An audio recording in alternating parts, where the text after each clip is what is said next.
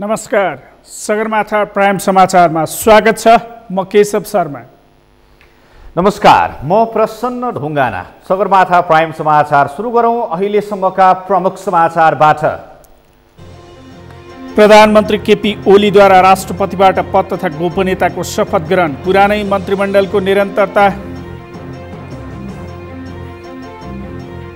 सङ्घीय संसद प्रतिनिधि सभाका सभामुख सहित सांसदहरूले कोभिसिल्ड खोपको दोस्रो डोज लगाए। आइतबारसम्म खोप लगाइने। म्याग्दीको बेनी अस्पतालमा अक्सिजन बैंक स्थापना, कोरोना संक्रमित बिरामीलाई एक द्वार प्रणालीद्वारा अक्सिजन सिलिन्डर वितरण गरिने। विश्वमा कोरोना संक्रमितको संख्या 17 करोड 19 लाख नाग्यो। 33,60,000 बढीको मृत्यु, 14 करोड 7 लाख बढी कोरोना मुक्त। र नेपाल सुपर लिग फुटबलको फाइनल शनिबार हुँदै काठमाडौँ र धनगढी खेल्दै।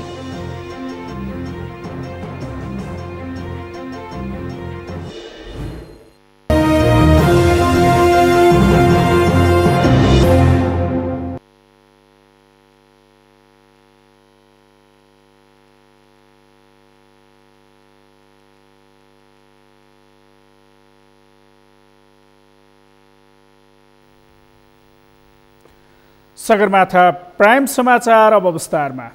नेकपा एमालेका अध्यक्ष केपी शर्मा ओली तेस्रो पटक नेपालको प्रधानमन्त्री नियुक्त भएका छन्। नवनियुक्त प्रधानमन्त्री ओलीले आजै पद तथा गोपनीयताको शपथ लिएका छन्। प्रधानमन्त्री ओलीलाई राष्ट्रपति विद्यादेवी भण्डारीले शीतल निवासमा आयोजित विशेष समारोहका बीच पद तथा गोपनीयताको शपथ गराएकी छन्। प्रधानमन्त्री ओलीले पुरानै मन्त्रीहरूलाई राखेर आजै मन्त्री परिषद गठन गरेका छन्। पुष्कर खतिवडाको रिपोर्ट। प्रधानमन्त्री केपी शर्मा ओलीले पद तथा गोपनीयताको शपथ ग्रहण गरेका छन्। तेस्रो पटक प्रधानमन्त्री बनेका ओलीलाई शुक्रबार शीतल निवासमा राष्ट्रपति विद्यादेवी भण्डारीले पद तथा गोपनीयताको शपथ गराएकी हुन्। म केपी शर्मा ओली मुलुक र जनताप्रति पूर्ण वफादार रही सत्यनिष्ठापूर्वक प्रतिज्ञा गर्छु।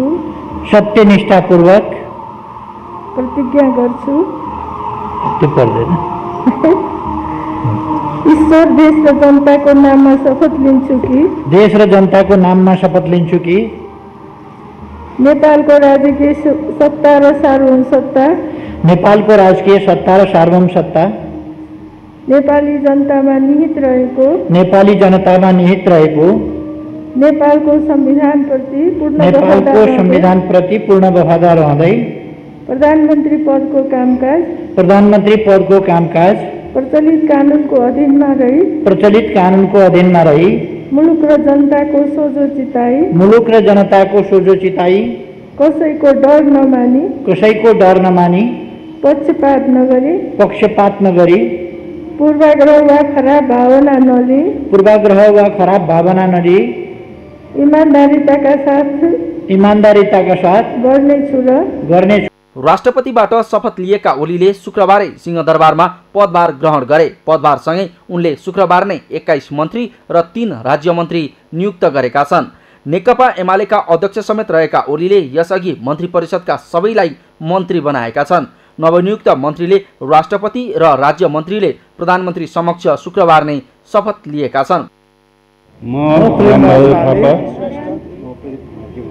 र जनताप्रति पूर्ण वफादार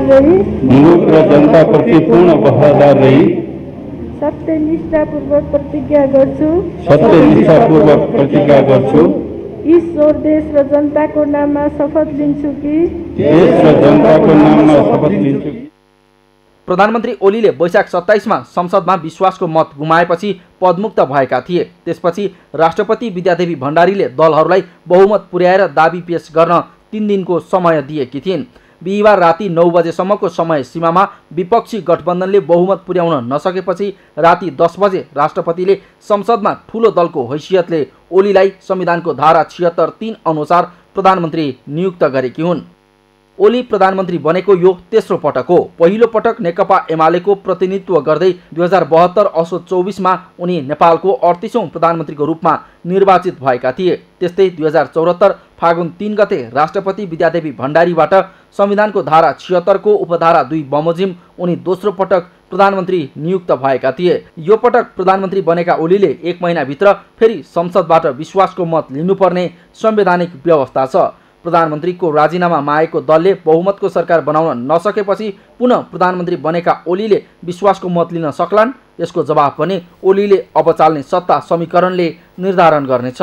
सगरमाथा टेलिभिजनका लागि पुष्कर खतिवडा, काठमाडौँ। सभामुख अग्निप्रसाद सापकोटाले कोभिसिल्ड खोपको दोस्रो मात्रा लगाउनु भएको छ। संघीय संसद भवन नयाँ बानेश्वरमा पुगी सभामुख सापकोटाले कोभिसिल्डको दोस्रो डोज लगाउनु भएको हो। संसद सचिवालयले नयाँ बानेश्वर स्थित संघीय संसद भवनको लोत्से हलमा आज भोलि र पर्सिका लागि खोपको दोस्रो डोज लगाउने व्यवस्था मिलाएको हो। आज प्रतिनिधि सभाका सभामुख, राष्ट्रिय सभाका अध्यक्ष, उपाध्यक्ष लगायत दुवै सदनका सांसदहरू, पदाधिकारीहरूका निजी सचिवालयका सबै कर्मचारीका लागि खोप लगाउने व्यवस्था मिलाइएको छ। लोत्से हलमा भएको खोप कार्यक्रममा सांसदहरू, पदाधिकारीका निजी सचिवालयका कर्मचारी, सुरक्षाकर्मी लगायतले कोभिसिल्डको दोस्रो खोप लगाएका छन्। आज बिहान 10 बजेदेखि 4 बजेसम्म खोप लगाइने सचिवालयले जनाएको छ। यसैगरी भोलि शनिबार संघीय संसद सचिवालयका सम्पूर्ण कर्मचारीहरू, अन्तर्राष्ट्रिय सम्मेलन केन्द्र र नयाँ बानेश्वरमा कार्यरत सम्पूर्ण कर्मचारीलाई आइतबार स्वकीय सचिव लगायतका सबै कर्मचारीहरू, मर्यादा पालक, सुरक्षासँग सम्बन्धित सबै कर्मचारी, संसदीय मामलाका सबै पत्रकारलाई खोपको दोस्रो डोज लगाइनेछ। नेकपा एमालेका वरिष्ठ नेता माधव कुमार नेपालले पार्टी एकताका लागि आफूहरू पुरानै अडानमा यथावत रहेको बताउनु भएको छ। पछिल्लो समय पार्टी अध्यक्ष एवं प्रधानमन्त्री केपी शर्मा ओलीसँग सघन छलफलमा रहेका नेता नेपालले आफ्ना अडानमा ओली सहमत भए पनि पार्टीको मोडालिटीबारे भने टुङ्गो लागि नसकेको बताउनु भयो। उहाँले 2075 जेठ 2 गतेकै अवस्थामा पार्टीलाई पुर्याउने र गत फागुन 28 को निर्णय फिर्ता गर्नुपर्ने आफूहरूको मागमा अध्यक्ष ओली सहमत भएको पनि जानकारी दिनुभयो। हाम्रो यो बोटम लाइन थियो, त्यसमा हाम्रो पार्टी अध्यक्ष र प्रधानमन्त्री केपी ओलीले त्यसमा चाहिँ सहमति हुनुभएको छ। पार्टी मोडालिटीको बारेमा छलफल गर्नलाई र कार्यक्रम बनाउनु भएछ।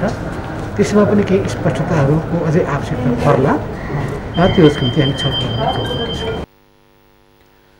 अध्यक्ष ओलीले मनमानी ढङ्गले पार्टी चलाएको, संविधान विपरीत प्रतिनिधि सभा विघटन गरेर प्रतिगामी कदम चालेको भन्दै खरो विरोधमा उत्रिएका नेता नेपालको समूहले ओली सरकार विरुद्ध बन्न लागेको संयुक्त सरकार गठन प्रक्रियालाई सघाइरहेको थियो। नेपाल खनाल समूहका सांसदहरू प्रधानमन्त्रीले विश्वासको मत लिने वैशाख 27 गतेका दिन प्रतिनिधि सभाको बैठकमा पनि अनुपस्थित भएका थिए। तर संयुक्त सरकार गठनका लागि दिइएको समय सकिनै लाग्दा अध्यक्ष ओली र नेता नेपालबीच नाटकीय ढङ्गमा सहमति भएको थियो। सोही सहमति अनुसार नेपाल खनाल पक्षले प्रधानमन्त्री ओलीलाई नै समर्थन गर्ने भएपछि संसदमा ठुलो दलको हैसियतले आज प्रधानमन्त्रीमा ओली पुनः नियुक्त हुनुभएको हो। नेकपा एमालेका नेता भीम रावलले मुलुकको राजनीतिले दिशा परिवर्तन गरि नसकेको बताउनु भएको छ। आज संघीय संसद भवन नयाँ बानेश्वरमा कोभिड-19 विरुद्धको खोप लगाएर बाहिरिँदै गर्दा सञ्चारकर्मीहरूलाई संक्षिप्त प्रतिक्रिया दिँदै उहाँले आन्तरिक व्यवस्थापनका दृष्टिले स्थिति केही फेरबदल भए पनि मूलभूत फेरबदलको अनुभूति हुनका लागि अझै मेहनत गर्नुपर्ने अवस्थामा नै रहेको बताउनु भएको हो। जुन तपाईँले यो राजनीतिले दिशा परिवर्तन गर्ने कुरा गर्नुभयो, हाम्रो देशको अहिलेको जुन अवस्था छ, राजनीतिले दिशा परिवर्तन गरिसकेको अवस्था छैन। यद्यपि त्यसलाई राजनीतिक दलहरूको दृष्टिकोणबाट, आफ्ना आन्तरिक व्यवस्थापनको दृष्टिकोणबाट अलिकति स्थितिमा फेरबदल भयो कि भन्ने मान्छेलाई लाग्न सक्दछ। तर त्यसमा मूलभूत फेरबदल भएर अब साँच्चीकै अलिकति हाम्रो अहिले जुन कोरोनाको यत्रो महामारी छ, अरू जनताका समस्याहरू छन्, राजनीति त्यतातिर केन्द्रित भएर अरू हाम्रो नेपालको संविधानले परिकल्पना गरेको कुरा, हामी जनताले परिकल्पना गरेको कुरा, त्यसतर्फ कसरी जाने भन्ने कुरामा अझै मेहनत गर्नुपर्ने देख्छु। आफ्नै पार्टीका अध्यक्षलाई असहयोग गर्न प्रधानमन्त्रीले विश्वासको मत दिने प्रतिनिधि सभामा अनुपस्थित भएका नेपाल खनाल पक्षले फेरि प्रधानमन्त्रीसँग सहमति गरी संयुक्त सरकार गठनमा असहयोग गरेपछि एमाले भित्रको सङ्कट निवारण भएको हो भन्ने सञ्चारकर्मीको प्रश्नमा उहाँले आफूहरूको अडान यथावत रहेको प्रतिक्रिया दिनुभयो। बिहिबार अध्यक्ष एवं प्रधानमन्त्री केपी ओलीसँग भएको वार्तामा केही सकारात्मक कुरा भए पनि यसले आकार नलिइसकेको उहाँको प्रतिक्रिया छ। नेपाली कङ्ग्रेसका वरिष्ठ नेता रामचन्द्र पौडेलले मुलुकको राजनीति रहस्यमय बाटोमा धकेलिएको टिप्पणी गर्नुभएको छ। प्रतिनिधि सभामा विश्वासको मत लिन नसकेका प्रधानमन्त्री केपी शर्मा ओली नै पुनः प्रधानमन्त्री बन्ने अवस्था सृजना हुनुले कैयौँ संशय उब्जाएको उहाँले बताउनुभयो। आज सङ्घीय संसद भवन नयाँ बानेश्वरमा दोस्रो डोज लगाएर बाहिरिँदै गर्दा उहाँले सञ्चारकर्मीलाई संक्षिप्त प्रतिक्रिया दिँदै मुलुकको राजनीति रहस्यमय बाटोबाट अघि बढेको र सयौँ संशयहरू उब्जाएको बताउनुभयो। झन् रहस्यमय बाटोतिर जाँदैछ र धेरै संशयका कुराहरू छन्। अब यो पहिलो कुरा त यो संसदलाई फाल्ने प्रयत्न चाहिँ अझै पनि जारी छ। अब त्यो चाहिँ नि कसरी चाहिँ समाधान हुन्छ, संसदले पुरा आयु बाँच्न पाउँछ कि पाउँदैन, संविधानले बाँच्न पाउँछ कि पाउँदैन, होइन। अब जनताले बाँच्न पाउँछ कि पाउँदैन, यत्रो कोरोना छ, होइन। यो कोरोनाको बिचमा लगेर फेरि यहाँ यो तमासाहरू हुन थाल्यो भने, होइन, फेरि जनता नै बाँच्ने कुरा आउँछ। त्यस कारण जनता बाँच्ने कुराको पनि चिन्ता छ। वरिष्ठ नेता पौडेलले अझै पनि संसद विघटन गर्ने प्रयत्न जारी नै रहेको दाबी गर्नुभएको छ। नेकपा माओवादी केन्द्रका अध्यक्ष पुष्पकमल दाहालले संविधान र लोकतन्त्र कमजोर पार्ने प्रविधिसँगको सङ्घर्ष जारी रहने बताउनु भएको छ। प्रधानमन्त्री केपी शर्मा ओलीको सरकार विरुद्ध वैकल्पिक सरकार गठनको प्रयासमा लागेका माओवादी केन्द्रका अध्यक्ष दाहालले ओली पुनः प्रधानमन्त्री बनेपछि सञ्चारकर्मीलाई संक्षिप्त प्रतिक्रिया दिँदै संविधान र लोकतन्त्रको पक्षमा निरन्तर खबरदारी गर्ने बताउनु भएको हो। सरकार गठनमा नेकपा एमालेको नेपाल खनाल समूहबाट धोका भएको हो भन्ने सञ्चारकर्मीको जिज्ञासामा उहाँले अहिले नै धोका भयो भनेर टिप्पणी गर्न नचाहेको प्रतिक्रिया दिनुभयो। अब उहाँहरूभित्र केही समस्या पक्कै पनि भयो होलान्। उहाँहरू आफू पनि चाहिँ संविधान र लोकतन्त्रको पक्षमा सङ्घर्षमै हुनुभएको हुनाले अहिले नै धोका दिनुभयो भन्ने शब्द बढी हुन्छ भन्ने लागेको छ। म आशा गर्छु कि उहाँहरू सत्यको पक्षमा, लोकतन्त्रको पक्षमा, संविधानको पक्षमा उहाँहरू सङ्घर्ष अगाडि बढाउनुहुन्छ र हाम्रो एक ठाउँमा फेरि पनि भेट हुन्छ भन्ने म ठान्छु। अध्यक्ष दाहालले प्रतिपक्षको हैसियतले सरकारबाट भएका गलत कामको आलोचना गर्दै जनतालाई राहत दिने र संविधान र राष्ट्रको बचाउको पक्षमा निरन्तर सङ्घर्ष गर्ने बताउनुभयो। जनता समाजवादी पार्टीका अध्यक्ष उपेन्द्र यादवले राजनीतिको कोर्स करेक्सन हुनुभन्दा थप गिजोलिएको प्रतिक्रिया दिनुभएको छ। प्रधानमन्त्री केपी शर्मा ओली विरुद्ध वैकल्पिक सरकार गठनको दिशामा अघि बढेका नेता यादवले पुनः ओली नै प्रधानमन्त्री बन्ने अवस्था आउँदा मुलुकको राजनीति थप अनिश्चिततातर्फ धकेलिएको प्रतिक्रिया दिनुभएको हो। आज सङ्घीय संसद भवन नयाँ बानेश्वरमा कोभिड-19 विरुद्धको खोप लगाएर बाहिरिँदै गर्दा सञ्चारकर्मीलाई संक्षिप्त प्रतिक्रिया दिँदै उहाँले प्रधानमन्त्रीका अभिव्यक्ति संसदलाई भङ्ग गरेर मुलुकलाई अनिश्चितता र अन्योलतातर्फ लैजान खालका भएको उहाँले दाबी गर्नुभयो। अझ नेपालको राजनीति दिशाहीनता, अनिश्चितता र अन्योलताको तर्फ धकेलिएको छ। मुलुकमा सङ्घीय लोकतान्त्रिक गणतन्त्रमाथि ग्रहण लाग्ने र धरापमा पर्ने कार्यहरू चाहिँ के छन् हुँदै गएको छ। त्यस कारणले आउने दिनहरूमा फेरि आउने पुस्ताले भनौँ या भविष्यमा फेरि पनि चाहिँ के छ भने लोकतन्त्र धरापमा पर्ने र आउने पुस्ताले फेरि सङ्घर्ष गर्नुपर्ने हो कि भन्ने चाहिँ के छ भन्दाखेरि आशंकाहरू उत्पन्न भएका छन्। उहाँको बोलाइबाट, अभिव्यक्तिबाट, अस्ति पार्लियामेन्टमा बोलेकै कुराबाट पनि संसदलाई भङ्ग गरेर मुलुकलाई अन्योलता र अस्थिरतातर्फ लैजाने र यो अहिले कोरोनाको विरुद्ध लड्नुपर्ने बेलामा चाहिँ चुनाव गराउने र त्यति बेलासम्म कोरोनाको प्रकोप रहिरह्यो भने चाहिँ मान्छेको ठुलो सङ्ख्यामा जीव ज्यानको चाहिँ जोखिममा पर्ने सम्भावना अझ बढी छ। अब तेस्रो लहर आउन बाँकी नै छ। यस्तो बेलामा अनावश्यक रूपले मुलुकलाई चाहिँ के छ भन्दाखेरि अनिश्चितता र अनियोलतातर्फ धकेल्नु यो चाहिँ के छ भन्दाखेरि गलत कार्य हो। आफूहरू मुलुकलाई सही बाटोमा हिँडाउन र मुलुकको राजनीति मुलुकका पार्टीहरूको हातभन्दा बाहिर नजाओस् भन्ने प्रयासमा रहेको अध्यक्ष यादवले बताउनुभयो। प्राइम समाचारमा पालो भएको छ विश्रामपछि म्याग्दीको बेनी अस्पतालमा अक्सिजन बैंक स्थापना, कोरोना संक्रमित बिरामीलाई एक द्वार प्रणालीद्वारा अक्सिजन सिलिन्डर वितरण। विश्वमा कोरोना संक्रमितको संख्या 17 करोड 19 लाख नाग्यो, 33 लाख 60 हजार बढेको मृत्यु, 14 करोड 7 लाख बढे कोरोना मुक्त। र नेपाल सुपर लिग फुटबलको फाइनल खेल शनिबार हुँदै धनगढी फुटबल क्लब र काठमाडौँ रेजर्स भिड्ने, उपाधि उचाल्ने दुवै टोलीको दाबी।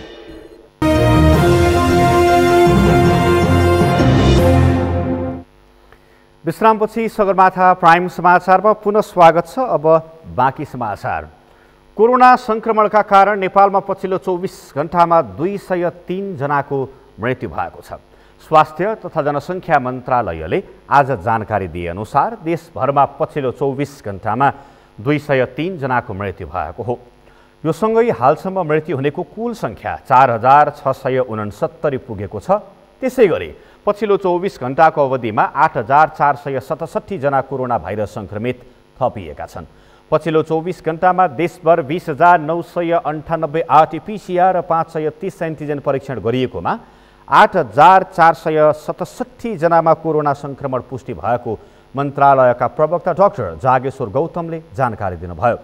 यो सँगै देशभरमा हालसम्म कोरोना संक्रमितको सङ्ख्या 4,39,658 पुगेको छ।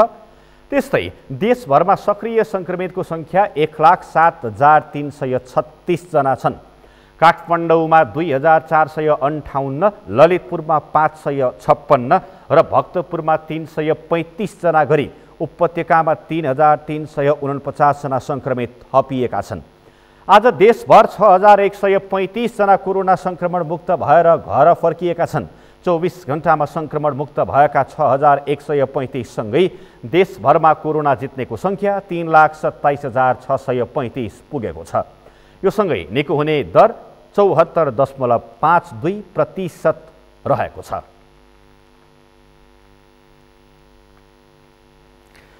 झापामा कोरोना संक्रमितको सङ्ख्या र मृत्यु दर बढ्न थालेपछि निषेधाज्ञामा थप कडाई गरिने भएको छ। संक्रमण फैलावट नियन्त्रणका लागि शुक्रबार राति 12 बजेबाट लागू हुने गरी जिल्ला प्रशासन कार्यालय झापाले कडा किसिमको निषेधाज्ञा आदेश जारी गरेको हो। झापाबाट पूजन घिमिरेको रिपोर्ट। पछिल्लो दिनमा झापामा कोरोना संक्रमण तीव्र रूपमा बढिरहेको भन्दै वैशाख 31 गते मध्यरातिदेखि जेठ 7 गते मध्यरातिसम्म लागू हुने गरी औषधि खरिद र उपचारका लागि बाहेक कुनै पनि व्यक्तिलाई घर बाहिर निस्कन नपाउने गरी निषेधाज्ञामा कडाई गरिने भएको छ। जिल्ला कोभिड-19 सङ्कट व्यवस्थापन केन्द्रको बैठकले निषेधाज्ञामा कडाई गर्ने निर्णय गरेको हो। निषेधाज्ञा अवधिभर औषधि, स्वास्थ्य सामग्री, इन्धन बाहेकका सबै सवारी साधन र पसल सञ्चालनमा पूर्ण रूपमा बन्देज लगाइएको प्रमुख जिल्ला अधिकारीद्वारा जारी आदेशमा जनाइएको छ। हरियो तरकारी, फलफुल, दूध तथा दूधजन्य पदार्थ स्थानीय तह तथा स्थानीय उद्योग वाणिज्य सङ्घको समन्वयमा बिहान 8 बजेदेखि घर घरमा होम डेलिभरी गर्ने लगायतका निर्णय गरिएको छ। दैनिक रूपमा 5 जनासम्म संक्रमितको मृत्यु हुन थालेपछि कडा आदेश जारी गरिएको प्रमुख जिल्ला अधिकारीको भनाइ छ। यो यस्तो छ, अब अहिले तपाईँको यो संक्रमणको दर वृद्धि भइरहेको छ, तीव्र रूपमा बढिरहेको छ। अहिले मान्छेको मृत्यु पनि अब हामी त दिनमा 5 जना 7 जनाको दरले भइरहेको स्थिति छ। स्थिति अलिक जटिल भयो। त्यो हिसाबले चाहिँ हामीले खास गरिकन राजनीतिक दलका प्रमुखज्यूहरू अनि नागरिक समाज, स्थानीय जनप्रतिनिधिहरू, स्थानीय तहका जनप्रतिनिधिहरू लगायत सबैसँगको राय सल्लाह सुझाव अनुसार खास गरिकन यो निषेधाज्ञालाई चाहिँ अलि अब 1 हप्ता कम्तीमा चाहिँ हामी ठ्याक्कै यसलाई चाहिँ टोटल रूपमा यसलाई कार्यान्वयन गरौँ र चाहिँ एकदमै यो चेन ब्रेक चाहिँ गरौँ। खास गरी यो सोसल ट्रान्समिसन समुदायमा सङ्क्रमणको जुन हिसाबले अहिले फैलिरहेको स्थिति छ त्यसलाई चाहिँ यसलाई ब्रेक गरौँ भन्ने हिसाबले नै अहिले निषेधाज्ञा चाहिँ हामीले जारी गरेका छौँ। यसअघि जारी गरिएको निषेधाज्ञा सर्वसाधारणबाट अधिक रूपमा उल्लङ्घन गरिएको भन्दै प्रहरीले यसपटक उल्लङ्घन गर्नेलाई भने कडा कारबाही गर्ने चेतावनी दिएको छ। आदेशमा तोकिएको भन्दा अन्य कामका लागि घर बाहिर निस्केको पाइएमा प्रचलित कानुन बमोजिम कारबाही गरिने प्रहरीको भनाइ छ।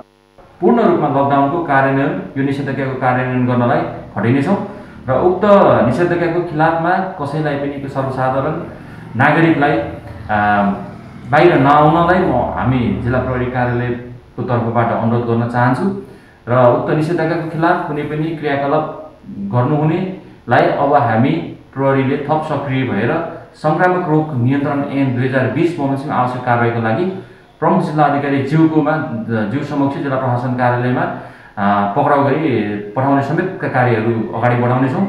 निषेधाज्ञा अवधिभर सरकारी कर्मचारीको आवागमनमा समेत समय सीमा तोकिएको छ। सरकारी कर्मचारीले समेत बिहान 9 बजेबाट 10 बजेसम्म र बेलुकी 5 बजेबाट 6 बजेसम्म मात्रै आवागमन गर्न पाउने आदेशमा जनाइएको छ। त्यस्तै अत्यावश्यक सेवा बाहेकका सबैको आवागमन बन्द गरिएको छ। हालसम्म झापाका 2330 व्यक्ति कोरोनाको नयाँ भेरिएन्टबाट संक्रमित भएका छन्। झापामा गत साल र अहिले गरी 171 जनाको कोरोना संक्रमणकै कारण मृत्यु भइसकेको छ। त्यसैले संक्रमणको तीव्रता घटाउन स्थानीय प्रशासनले जारी गरेको आदेशको पूर्ण रूपमा पालना गरौं। सगरमाथा टेलिभिजनका लागि शिशिर चौलगाईका साथमा पूजन घिमिरे, झापा।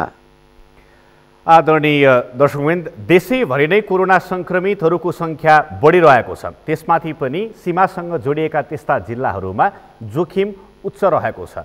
झापामा पनि कोरोना संक्रमितको संख्या र मृत्युदर बढ्न थालिसके पछाडि निषेधाज्ञामा थप कडाई गरिने भएको छ।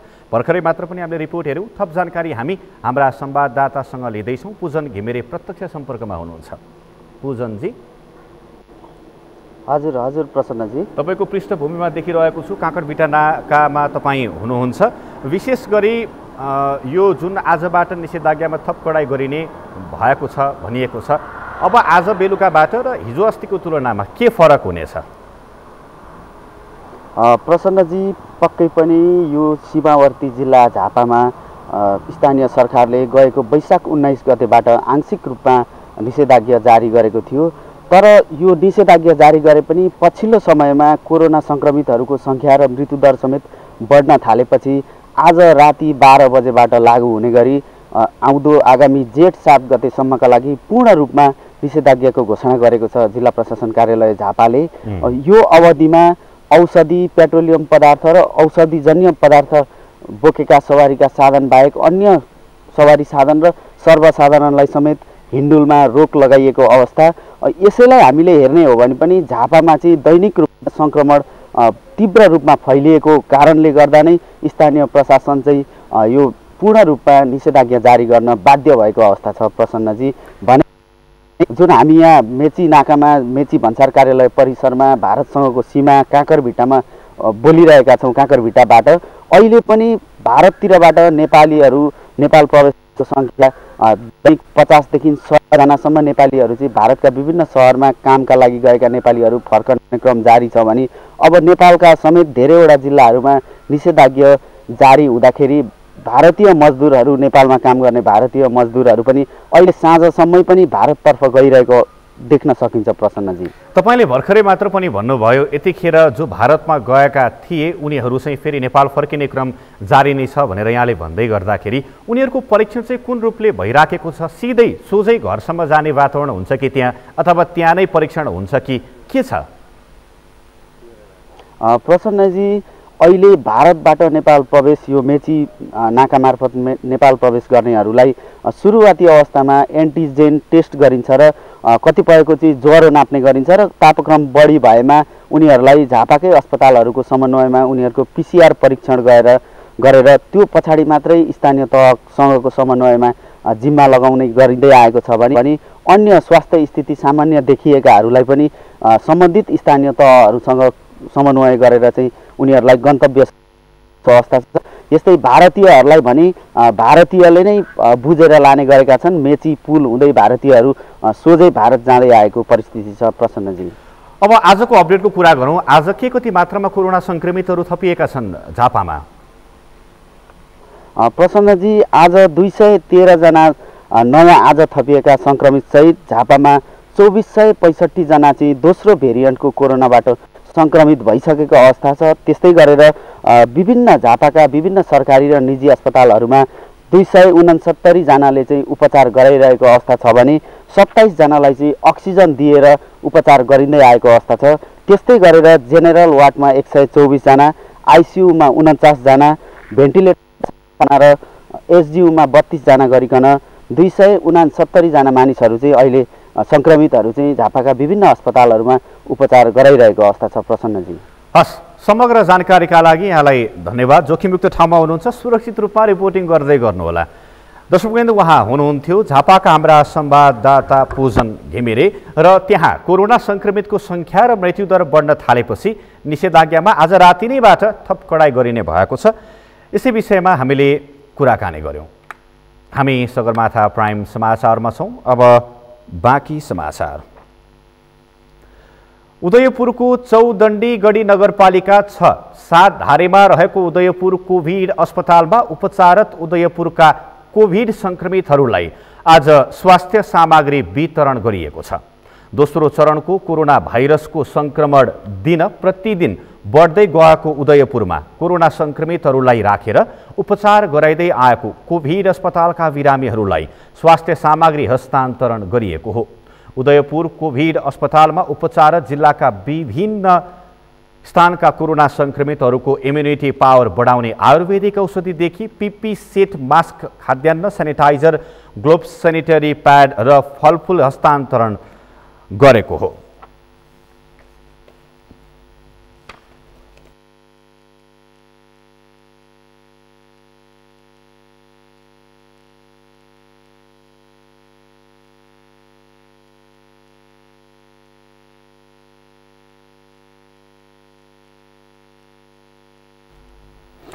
यस्तै कोरोना भाइरस सङ्क्रमितलाई लक्षित गर्दै म्याग्दीको बेनी अस्पतालमा पनि अक्सिजन ब्याङ्क स्थापना गरिएको छ। अस्पताल परिसरमा सञ्चालित अक्सिजन प्रशोधन केन्द्रलाई ब्याङ्कको रूपमा परिणत गरिएको हो। विभिन्न सङ्घ संस्था, कम्पनी र उद्योगसँग भएका अक्सिजन सिलिन्डर सङ्कलन गरेर एक द्वार प्रणालीबाट कोरोना सङ्क्रमितको उपचारका लागि उपलब्ध गराउन ब्याङ्क स्थापना गरिएको हो। ब्याङ्क जस्तो भनौँ न, अब किन हाम्रो दर रेट पनि बढ्दै गएको छ बिरामीहरू आउने क्रम। अर्को कुरा भनेको यो स्वैच्छिक रूपमा कसरी दिनुहुन्छ कि आह्वान पनि गरियो, नदिएपछि विशेष सूचनाको आधारमा यसलाई चाहिँ हामीले लिएको अवस्था तपाईँ पनि सँगै हुनुहुन्थ्यो। सबै कुरा सोद्धारै छँदै छैन भनेपछि हामी विशेष सूचनाको आधारमा उहाँहरू घर गोदाममा हेर्दा सिमेन्टको बोरामुनि लुकाएर राखेको अवस्थामा 12 भेट्यो। त्यसपछि अरू प्रत्येकमा एक जोडा स्विच दिएको अवस्था छ र यो क्रम चाहिँ जारी रहन्छ। मलाई लाग्छ सूचना पनि धेरै आएको छ। अझै चाहिँ 40-50 वटा जति यो कोर एरिया बजारमा छन् भन्ने सूचना छ। कोरोना महामारीको अवस्था सहज भएपछि सम्बन्धित व्यक्तिहरूलाई फिर्ता गर्ने गरी सबै प्रक्रिया पूरा गरेर अक्सिजन सिलिन्डर सङ्कलन गरिएको छ।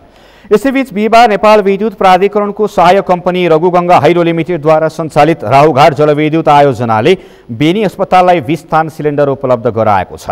बेनी अस्पतालसँग 54 थान सिलिन्डर थियो। 25 वटा सिलिन्डर रिफिल गर्न पठाइएको छ। अस्पतालको 30 वटा शैय्यामा अक्सिजन उत्पादन केन्द्रबाट पाइप मार्फत सिधै अक्सिजन पठाउने व्यवस्था मिलाइएको छ।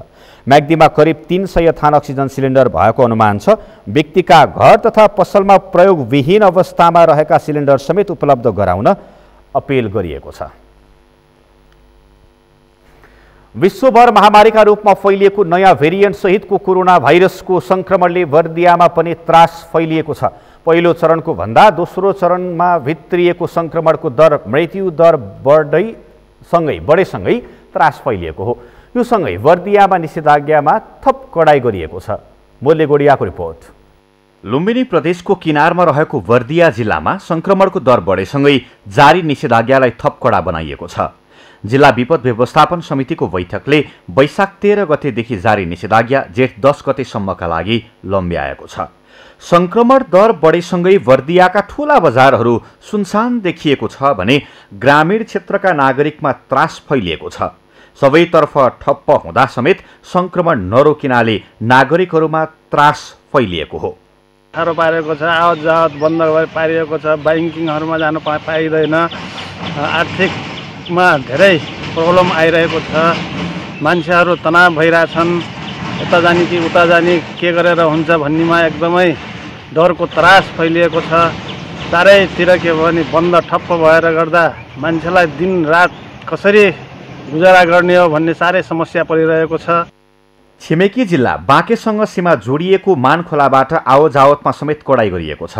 कोरोना संक्रमण नियन्त्रणका लागि बजार अनुगमन, बैंक तथा वित्तीय संस्था, खुला सीमानाका लगायत क्षेत्रमा थप कडाई गरिएको छ। दोस्रो चरणको संक्रमणमा 2100 भन्दा बढी संक्रमित पुग्दा 47 जनाले ज्यान गुमाइसकेका छन्। समुदाय स्तरमा संक्रमण बढेकोले परीक्षणको दायरा बढाई भयावह अवस्था आउन नदिन लागि परेको स्थानीय प्रशासनको दाबी छ। यस अवस्थामा बर्दिया अहिले जुन अवस्थामा चलेको छ कोरोना रोकथाम, नियन्त्रण र संक्रमण र उपचारका लागि हामीले अहिले निषेधाज्ञाकै अवस्थामा छौँ। अब यसका लागि यही निषेधाज्ञाका अवधिमा पनि निषेधाज्ञाका लागि यसअघि हामीले हाम्रो कार्यालयबाट जारी भएका आदेशहरूमा केही पुनरावलोकन गरी अत्यावश्यक उपभोग्य सामग्री गर्ने समयलाई समेत हामीले केही खुम्चाएका छौँ। त्यसबाहेक विकास निर्माणमा जुन सहजीकरण गरेका थियौँ त्यसमा स्वास्थ्य सुरक्षा मापदण्ड पालनाका सम्बन्धमा हामीले थप अनुगमनलाई कडाइका साथ गरेका छौँ। बजार अनुगमनलाई पनि हामीले तीव्रता दिएका छौँ। बर्दियामा कोरोना संक्रमण रोकथाम तथा नियन्त्रणमा प्रहरीले निषेधाज्ञा मिच्नेलाई कारबाही समेत जारी राखेको छ। बिना काम बाहिर हिँडुल नगर्न तथा निषेधाज्ञाको पालना गर्न प्रहरीले आग्रह गर्दै आएको छ। अवज्ञा गर्नेलाई विभिन्न स्थानमा होल्डिङ सेन्टर निर्माण गरी कारबाही गरिँदै आएको बर्दिया प्रहरीको भनाइ छ। यो निषेधाज्ञा अवधिभर चाहिँ सम्पूर्ण बर्दियावासी दाजुभाइ तथा दिदीबहिनीहरू, आमा बुवाहरू घरभित्रै बसेर संक्रमित हुनबाट जोगिनको लागि म हार्दिक अपिल पनि गर्दछु। र अर्को चाहिँ यो निषेधाज्ञा लागू भइसकेको कारणले गर्दाखेरि अनावश्यक रूपमा बाहिर हिँडुल नगरिदिनु हुन पनि म अनुरोध गर्दछु। कडा रूपमा चाहिँ पालना गराउनेतर्फ हाम्रो चाहिँ पहल भइरहेको छ, पहल गरिरहेको छौँ हामीले। मैले बर्दिया जिल्लाभरि चाहिँ प्रहरीको ठुलो सङ्ख्यामा परिचालन गरेको छु र अनावश्यक रूपमा हिँडुल गर्नेहरूको हकमा हामीले होल्डिङ सेन्टरहरू बनाएर चाहिँ राखेका छौँ। बर्दिया जिल्लामा संक्रमण बढिरहेका बेला नागरिकहरू स्वयं सचेतता अपनाउन पर्ने स्थानीयको बुझाइ छ। जिल्लामा दक्ष चिकित्सक, संक्रमितलाई चाहिने अक्सिजन, बेड लगायतको अभाव भएका बेला संक्रमण झन बढ्दै गए अवस्था चिन्ताजनक हुन सक्ने अनुमान गरिएको छ। तसर्थ अभाव देखिएको सामग्रीका लागि सरकारले समयमै आवश्यक प्रबन्ध मिलाउन जरुरी छ। सगरमाथा टेलिभिजनका लागि बर्दियाबाट मुरली गुडियाको रिपोर्ट। पश्चिम नवलपरासीका विभिन्न स्थानीय तहहरूमा कोभिड-19 को संक्रमण न्यूनीकरण तथा रोकथामका लागि उच्च प्राथमिकताका साथ काम गर्न थालेका छन्। रामग्राम नगरपालिका, सुनवल नगरपालिका, बर्दघाट नगरपालिकाले आफ्नो क्षेत्रमा स्थापना भएका आइसोलेसन सेन्टरहरूलाई प्रभावकारी सञ्चालन र व्यवस्थापन गरेका छन्। यसै क्रममा पश्चिम नवलपरासीको रामग्राम नगरपालिकाका प्रमुख नरेन्द्र कुमार गुप्ताले चढ्दै आएको लु 1J437 नम्बरको गाडीले कोभिड-19 संक्रमित बिरामी बोक्न थालेको छ। कोभिड-19 को असहज परिस्थितिलाई मध्यनजर गर्दै आफूले चढ्ने गाडी कोभिड संक्रमितको उपचारमा सघाउ पुर्याउने उद्देश्यले एम्बुलेन्स सेवाको रूपमा सञ्चालन गरिएको नगर प्रमुख गुप्ताले जानकारी दिनुभयो। कारणले गर्दा कति हाम्रा चाहिने दाजुभाइ दिदीबहिनीहरूको ज्यान गइराखेको परिस्थिति यो विद्यमान छ।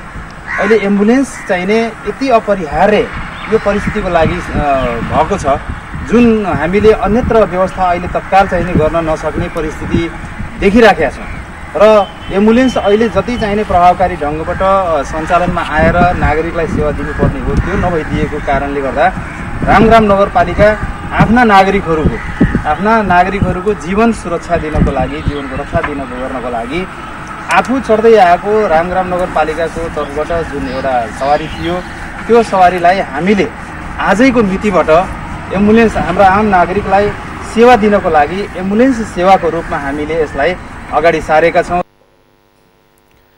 यसैगरी कोभिड-19 संक्रमित भई होम आइसोलेसनमा बसेका संक्रमितहरूको घर घरमा पुगेर औषधि वितरण गर्ने बिरामीहरूलाई स्वास्थ्य कर्मीहरू मार्फत घरमै गई परामर्श दिने काम गर्दै आइरहेको छ।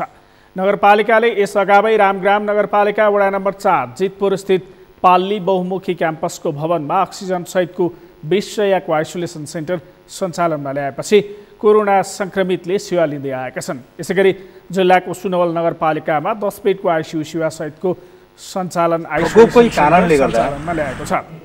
यसैगरी बर्दघाट नगरपालिकाले 20 शय्याको एसडियू केन्द्र सञ्चालनको अन्तिम तयारीमा छ।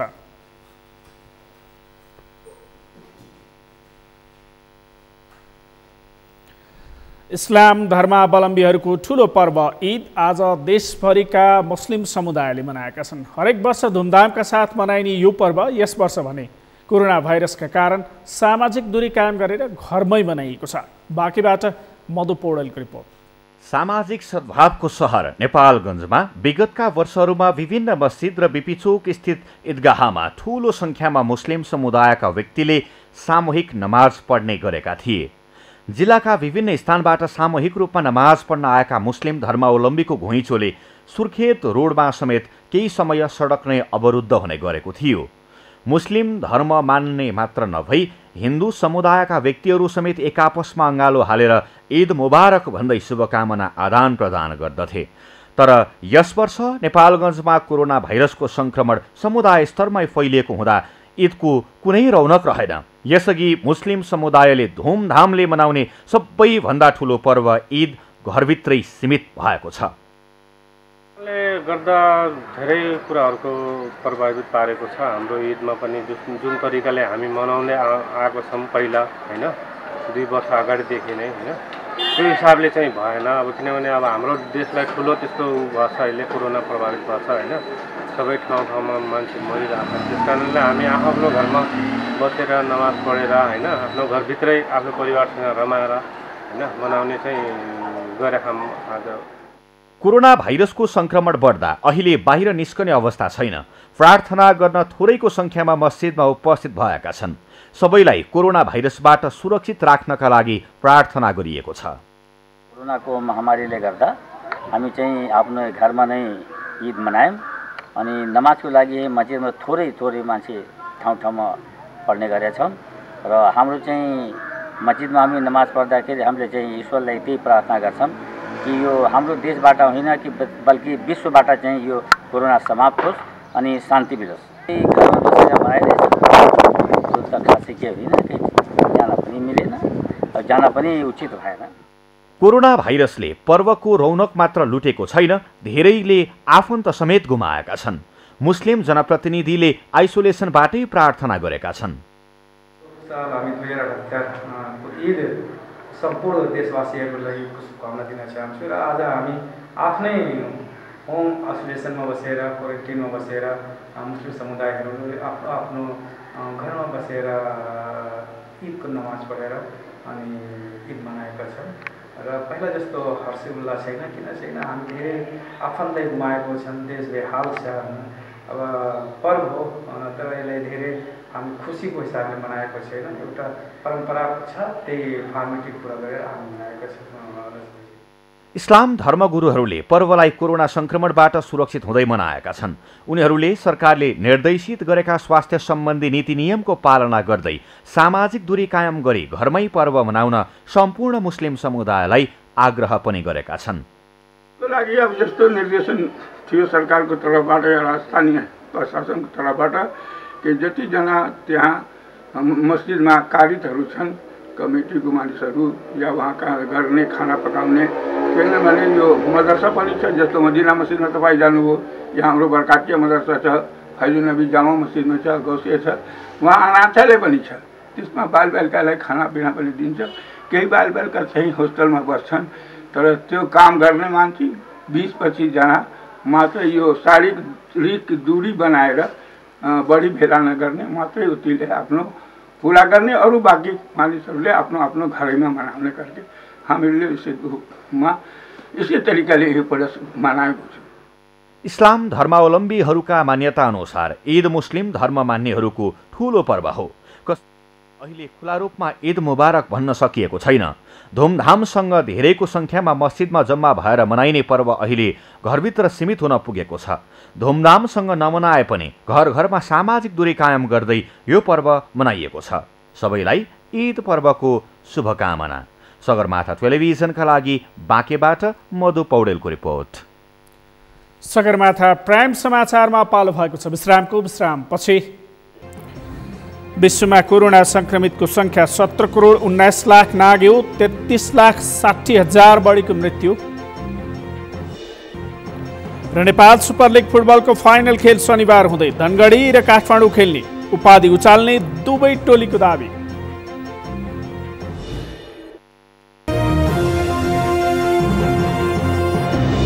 अब पालो अर्थ समाचारको। अर्थ समाचारका प्रायोजक हो आफ्नो विश्वास हो त्रिशक्ति सिमेन्ट। नयाँ भेरिएन्ट सहित फैलिएको दोस्रो लहरको कोरोना भाइरस संक्रमणले देशैभरिको जनजीवन प्रभावित भएको छ। रोकथाम र नियन्त्रणका लागि जारी गरिएको निषेधाज्ञाले किसानले उत्पादन गरेका सामान घरमै थन्किएका छन्। उत्पादनले बजार नपाउँदा किसान समस्यामा परेका छन्। तनहुबाट नारायण खड्काको रिपोर्ट। कोरोना भाइरस संक्रमणको रोकथाम र नियन्त्रण गर्न जारी गरिएको निषेधाज्ञाको मारमा किसान परेका छन्। किसानले उत्पादन गरेको सामान घरमा थन्किएको छ भने उत्पादनले बजार नपाउँदा दैनिकी थप कष्टकर बन्न थालेको छ। यही समस्या देखिएको छ तनहुका किसानको पनि। जिल्ला प्रशासन कार्यालय तनहुले कोरोना रोकथाम नियन्त्रण गर्न निषेधाज्ञाको समय लम्ब्याउँदै गएपछि किसानले समस्या परेको गुनासो गरेका छन्। तनहुको बन्दीपुर गाउँपालिकाको याम्पाफाट र आबु खैरेनी गाउँपालिकाको बरादी, मार्कीचोक लगायतका क्षेत्रमा किसानले व्यावसायिक रूपमा उत्पादन गरेको उपजले बजार नपाएर खेर गएको छ। लकडाउन नहुँदाखेरि 50 रुपियाँ थियो, त्यो पनि उचित मूल्य थिएन। र अहिले लकडाउन भइसके पछाडि त 15 रुपियाँ 10 रुपियाँमा झरिसकेको छ। तरकारीहरू चाहिँ बेच्ने ठाउँ एउटा चाहिँ छुट्टै किसानले गएर सिधै बेच्न पाउने ठाउँ व्यवस्थापन सरकारले मिलाइदिनु पर्यो। त्यहाँ किसानले टिपेर लगेर बिचौलियाहरूको मार्फत नभइकन सिधै किसानले बेच्न पाउने ठाउँ चाहिँ व्यवस्था मिलाउनुपर्छ। हामीले पनि उचित मूल्य पाइयो र उपभोग गर्नेहरूले पनि अलिकति सस्तोमा चाहिँ चिजहरू पाउँछ। लकडाउनभन्दा अगाडि चाहिँ ठिकै थियो, 52 रुपियाँ लिटर दुध। त्यस पछाडि अब दुध कटाउन पनि सहज थियो। अब त्यसपछि अब यो लकडाउन भइसकेपछि अब अहिले चाहिँ दुध कटाउन पनि अलिक समस्या भइरहेको। अब डेरीमा लगेपछि अब डेरीबाट पनि अब पैसा नआएको पनि अब 5-6 महिना पनि हुन लाग्यो। अब हामीले दुध चाहिँ कट्न चाहिँ कटिरहेको, तर पैसा नआएको कारणले गर्दा अब अहिले दाना चोकर परालहरू झार्नको लागि धेरै गाह्रो परिरहेको छ। अहिले निषेधाज्ञाले अहिले होटल तथा रेस्टुरेन्ट, सहर बजार बन्द छन्। सडकमा सवारी साधन नचल्दा मानिसको आवत जावत कम भएको छ। कोभिड-19 को संक्रमण त्रासका कारण तनहुको आबु खैरेनी, बन्दीपुर, भेमाद, शुक्ला गण्डकी लगायतका स्थानीय तहका किसानहरूले व्यावसायिक रूपमा गरेको कृषि पेशा सङ्कटमा परेको छ। किसानका बारेमा यति बेला लौका, घिरौला, चिचिन्नौ, करेला, काँक्रो लगायतका लहरे बालीले उत्पादन दिए पनि सहज रूपमा बजार पाउन सकेका छैनन्।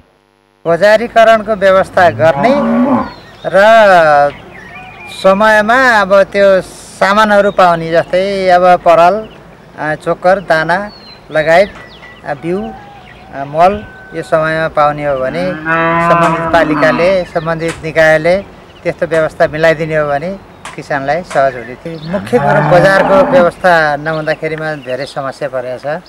अहिले करेला लगाएको छ, यसमा औषधि पनि हान्न छोडिसक्यो। किन भन्दा बजारमा 10 रुपियाँ किलो पनि बिक्न एकदम गाह्रो छ।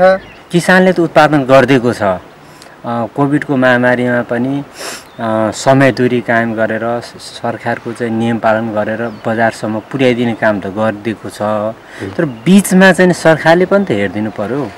स्थानीय सरकार होस् या प्रदेशका होस्, सङ्घीयला होस्, होइन, एउटा मञ्च गठन गरेर हुन्छ या के गरेर यो गरिदिएको भए सायद किसानले 30 रुपियाँमा बेच्दाखेरि उपभोक्ताले 50मा खाँदा कुनै उहाँहरूको नि चित्त दुखाइ छैन, हाम्रो पनि चित्त दुखाइ छैन। तर के त भन्दाखेरि यहाँ त बिचौलियाहरू मात्रै बिग्रियो। परिश्रमको मूल्य सहज रूपमा नपाउँदा किसानहरूले उत्पादन समेत घटाउन थालेका छन्। बजारमा छिमेकी मुलुक भारतबाट आएका व्यापारीहरूको हाली मुहाली रहेका कारण जिल्लाका किसानहरूले उत्पादन गरेको उपज सहजै बिक्री वितरण गर्न समेत नसकिएको किसानहरूको गुनासो छ। यो विषम परिस्थितिमा सरकार तथा स्थानीय तहले आफ्नो क्षेत्रका किसानको उत्पादनको आवश्यक बजारीकरणमा सहयोग गर्न सके किसानले भोगेको सङ्कट समाधान हुने थियो। सगरमाथा टेलिभिजनका लागि तनहुबाट नारायण खड्काको रिपोर्ट। हामी सगरमाथा प्राइम समाचारको अन्त्यमा छौँ। अन्त्यमा प्रमुख समाचार फेरि एकपटक। प्रधानमन्त्री केपी ओलीले लिए पद तथा गोपनीयताको शपथ, पुरानै मन्त्रीमण्डलको निरन्तरता। संघीय संसद प्रतिनिधि सभाका सभामुख सहित सांसदहरूले कोभिसिल्ड खोपको दोस्रो डोज लगाए। आइतबारसम्म खोप लगाइने। म्याग्दीको बेनी अस्पतालमा अक्सिजन बैंक स्थापना। कोरोना संक्रमित बिरामीलाई एक द्वार प्रणालीद्वारा अक्सिजन सिलिन्डर वितरण गरिने। विश्वमा कोरोना संक्रमितको संख्या 17 करोड 19 लाख नाग्यो। 33 लाख 60 हजार बढेको मृत्यु, 14 करोड 7 लाख बढे कोरोना मुक्त। र नेपाल सुपर लिग फुटबलको फाइनल खेल शनिबार हुँदै धनगढी र काठमाडौँ खेल्ने।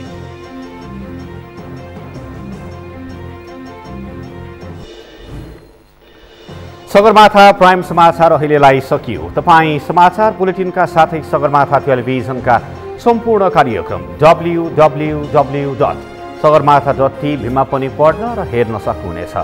साथै युट्युबमा youtube.com/sagarmathatv नेपालमा हेर्न सक्नुहुनेछ। तपाईँ हामीलाई फेसबुकमा पनि facebook.com/yestv नेपालमा फलो गर्न सक्नुहुनेछ। समाचारको शिखर, नेपालको गौरव, नेपालको पहिलो न्युज च्यानल सगरमाथा टेलिभिजन हेर्दै गर्नुहोला।